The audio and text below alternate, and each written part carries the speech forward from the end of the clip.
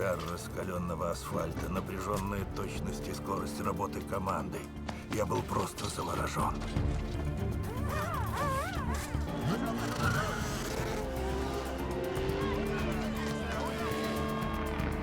Если вы серьезно... Вот ваш пилот, поверьте. Он серьезно отстает на этом отрезке. Дело не в том, как он давит на кассу, а в интуиции. Дэнни первым решил перейти на дождевую резину.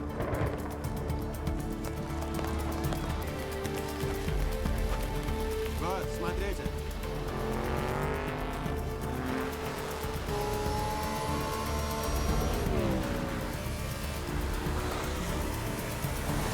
За все годы я ни разу не видел никого лучше Дэнни на мокрой трассе. Он мне напоминает Айртона Сенну. Дождь идет для всех, кроме него.